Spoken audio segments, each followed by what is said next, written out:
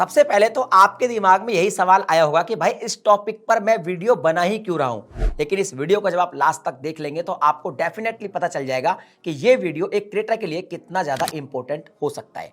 Because अगर मान लीजिए आपके पास कोई चैनल है और उस पर काम नहीं कर रहे हो, बंद पड़ा है, या किसी भी कंडीशन से आप अपने चैनल को सेल करना चाहते हो, तो मार्केट में ना आपको बहुत सारे ऐसे स्कैमर मिल जाएंगे जो आपसे कहेंगे कि आपका चैनल वो खरीद लेंगे और आपको इसके बदले पैसा दे देंगे। इवन बहुत सारे स्कैमर ने तो आज के टाइम में एडवर्टीजमेंट भी चला रखे हैं। आपको फेसबुक पर, इंस्टाग्राम पर, यूट्यूब पर बहुत सारे एडवर्टीजमेंट मिल जाएंगे जो बस यही कहते हैं कि हम तो चैनल खरीदने बेचने का ही काम करते हैं। बहुत सारे लोग तो व्हाट्सएप ग्रुप में ही चैनल खरीदने बेचने का काम करते हैं। लेकिन ये वीडियो की जरूरत इसलिए है कि बहुत सारे लोग इन चक्करों में फंस जाते हैं, कई बार अपना चैनल गंवा बैठते हैं और कोई पैसा उनको मिलता ही नहीं है। इस वीडियो में मैं आपको प्रॉपर बताऊंगा कि अगर आपको सच में कोई चैनल बेचना ही है तो उसका सेफ तरीका क्या है, आप सेफ तरीके से कैसे पेमेंट ले सकते हैं, सारा का सारा आप सेफली काम कर सकते हैं और एक्चुअल में एक चैनल को बेचने का सही तरीका होता क्या है, वो इस वीडियो में आप लास्ट तक सीख जाएंगे। तो वीडियो को भी आपको लास्ट तक देखना है, वरना इंपॉर्टेंट टिप आपसे मिस हो सकती है। वीडियो पसंद आए तो लाइक कर देना है और भाई साहब सब्सक्राइब भी कर लो यार, क्योंकि इस चैनल पर मैं बहुत अच्छे वीडियोस यूट्यूब रिलेटेड डालता रहता हूं। देखो, सबसे पहला सवाल तो यह है कि भाई YouTube पर जो चैनल है इसको बेचना लीगल है या नहीं। तो देखो, टेक्निकली तो YouTube की जो टर्म है वो तो ये कहती है कि YouTube पर चैनल बेचना अलाउड नहीं है। लेकिन अगर मान लीजिए आपने कोई बिजनेस पॉइंट ऑफ व्यू से सोचा है, आपका कोई बिजनेस है और ये जो आपका चैनल है ये आपके उस बिजनेस का एसेट है, तो आप लीगली अपने बिजनेस के एसेट के हिसाब से एक चैनल की ओनरशिप को ट्रांसफर कर सकते हैं। लेकिन वो लीगली तरीका क्या होना चाहिए और यहां पे आपको स्मार्ट दिमाग कैसे यूज करना है, ये इस वीडियो में आप सीख जाएंगे। अब बात आती है कि सेफली हम कैसे बेच सकते हैं। सबसे पहले बात है, अपने चैनल को पहले प्रिपेयर कर लो। कैसे प्रिपेयर करेंगे? अपनी जो सिक्योरिटी है वो पूरी तरह से टाइट रख लो। अपना जो भी टू स्टेप वेरिफिकेशन वगैरह वो सब आप करके रखो। इवन आप ये भी देखो कि कुछ ऐसी वीडियोस है कि अगर मान लीजिए मैं किसी को ओनरशिप ट्रांसफर कर रहा हूं, या क्या ये वीडियो जानी चाहिए, अगर नहीं जानी चाहिए तो उन वीडियोस को डिलीट कर दो। और आप ये भी ध्यान रखो, किसी का कॉपीराइट कंटेंट अगर आपने लिया हुआ है तो आप उसको भी डिलीट कर दो। तो कुल मिला के आपको अपने चैनल को पहले प्रिपेयर करना होगा कि एक्चुअल में हमारा चैनल अब किसी को देने लायक है या नहीं। ऐसा तो कोई कंटेंट नहीं है जो सामने वाले के पास नहीं जाना चाहिए, या फिर वो जब ओनर रहे तो मेरा ये कंटेंट पब्लिक नहीं होना चाहिए। ये आपको पहले ही देखना होगा। अब यहां पे अगली बात आती है एक ट्रस्टेड बायर ढूंढना। आप कैसे ढूंढ सकते हो? देखो, कुछ प्लेटफॉर्म है जैसे फेम स्वैप हो गया या प्लेयर अप हो गया, आप वहां पे जाके भी अपने चैनल को लिस्ट कर सकते हो और वहां से आपको कोई ट्रस्टेड बायर मिल सकता है। लेकिन आप किसी भी बायर से बात करने से पहले उसका रिव्यू जरूर पढ़ें। आप हर जगह जब भी आप ये काम करें वो सेफली करें और रिव्यू देखें, ये बहुत ज्यादा जरूरी है।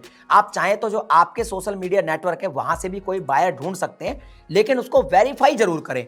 ऐसा नहीं है कि आपने कोई एडवर्टीजमेंट देखा, क्लिक करके आपने बेच दिया, आप फंस सकते हैं। तो आपको यहां पे क्या करना होगा, सबसे पहले आपको वेरीफाई करना होगा कि जो एक्चुअल में बायर है वो आपके चैनल के साथ पहली बात तो करने क्या वाला है, पहली बात तो यही है। दूसरी बात, वो बायर वेरीफाइड है भी या फिर नहीं है।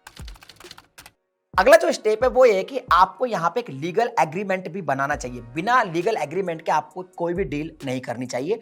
और लीगल एग्रीमेंट पे आप सब कुछ लिखेंगे कि चैनल का जो ओनरशिप है ट्रांसफर किया जा रहा है कितने पैसे में, कि पैसा कब हमको मिलेगा, ट्रांसफर कब होगा, उसमें सारी की सारी जो भी आपकी शर्तें हैं वो आपको वहां पे लिखनी है। अगर आप एक लीगल एग्रीमेंट बनाते तो यह आपके लिए बहुत ज्यादा सेफ रहता है। अब मान लीजिए आप बायर से कभी मिले नहीं हो फिजिकली, तो आप कैसे उससे पेमेंट लोगे? ये एक बहुत टेढ़ा काम है, तो मैं इसके बारे में बता देता हूं। एस्क्रो जैसे सर्विस होती है ना, इनका आप यूज कर सकते हैं। ये सर्विस क्या होती है? थर्ड पार्टी सर्विस होती है, काफी अच्छी वेरीफाइड होती है। और इन सर्विसेज में क्या होता है कि जो पेमेंट होता है ये इनके पास होल्ड रहता है। तो जब बायर और जो सेलर है वो आपस में अपना जो सौदा है उसको क्लियर नहीं कर देता, तभी थर्ड पार्टी जो ऐप है वो पेमेंट रिलीज करता है। जब उसको क्लियर हो जाता है कि भाई जो बायर है उसने सक्सेसफुली जो है ट्रांसफर ले लिया है चैनल का और सारा काम सही सही हो गया है, तब वो पेमेंट रिलीज करता है। तो इसमें पैसा फंसने के चांसेस जो है वो बाकी कम हो जाते हैं। अब मान लीजिए आपने बायर को डायरेक्ट अपने चैनल की ओनरशिप दे दी, उसने आपको पैसा नहीं दिया तो, या उसने पहले पैसा दे दिया आपने उसे नहीं दिया, तो दोनों तरफ से ट्रस्ट बिल्ड नहीं होता। तो एस्क्रो जैसी सर्विस होती है थर्ड पार्टी, इनका यूज करना बहुत जरूरी है ताकि वो पेमेंट को होल्ड रख सके दोनों के बिहाफ पर। अब देखिए, जब भी आप ओनरशिप डिटेल को चेंज कर रहे हैं तो वहां पे recovery mail, phone number, mail ID सब कुछ चेंज करो। ऐसा नहीं है कि भैया आपने अपनी मेल आईडी, अपना ही फोन नंबर सब कुछ दे दिया, उसको पासवर्ड भी दे दिए कि भैया ये सब ले लो और मेरे को पैसा दे दो। ऐसा नहीं करना है, आपको सब चेंज करना है। बिकॉज आपने ओनरशिप ट्रांसफर करी है, अपनी पर्सनल चीज नहीं दी है, सिर्फ एक चैनल दिया जो आपके बिजनेस का एसेट था। यह आपके लिए काफी सेफ रहेगा। अब बात आती है कि स्कैम से कैसे बचे। तो देखिए, इस वीडियो को बनाने का मकसद यही है कि लोग है ना, छोटे छोटे बेचारे यूट्यूबर है, ये इन एडवर्टीजमेंट के चक्कर में फंस जाते हैं और अपना पैसा और अपना चैनल बर्बाद कर लेते हैं। स्कैम से आपको ऐसे बचना है। तो पहली बात तो इन एडवर्टीजमेंट के चक्कर में आपको नहीं पड़ना है। दूसरी बात यह है कि अगर मान लीजिए आप चैनल को बाय करने वाले हो, आप एक बायर हो, पहले पैसा मत भेजो। और अगर आप सेलर हो तो पहले आप लॉगिन डिटेल बिल्कुल भी मत दो, अपना चैनल ट्रांसफर मत करो। दूसरा, अगर मान लीजिए कोई एस्क्रो सर्विस का आप यूज कर रहे हैं जो आपका पेमेंट होल्ड करेगी, तो ऐसा नहीं है कि कोई भी फेक एस्क्रो सर्विस आप यूज कर लेंगे, वो भी ट्रस्टेड होनी चाहिए, उसके भी आपको रिव्यू देखने होंगे। और जो भी कुछ स्टेप आप ले रहे हो उसको डॉक्यूमेंट्स जरूर करो, जैसे चैट हो गया, ईमेल हो गया, उनको आप रखो अपने पास। मेल आईडी पे जो बात हुई है वो सब रखो अपने पास और लीगल एग्रीमेंट जरूर बनाओ। यही एक सही तरीका है। बाकी मैं तो ये कहूंगा कि ऐसा कोई चैनल आपको बेचना ही नहीं चाहिए। अगर बहुत, जब तक कोई रियर चांस आपके साथ ना होगी, बहुत ज्यादा रियर है, आप तो चैनल बेचने होगा, तभी आप ये स्टेप उठाओ, अदरवाइज ये स्टेप मत उठाओ।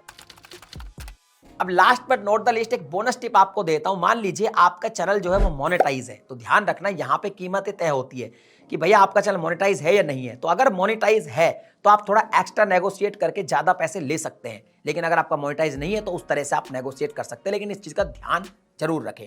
तो ये वो तरीके हैं जो मैंने आपको बता दिए, जो सेफ तरीके हैं। और स्कैम से कैसे बचे ये भी आपको समझ में आ गया, और ये वीडियो मैंने बनाई क्यों ये भी अब लास्ट तक आपको समझ आ गया होगा।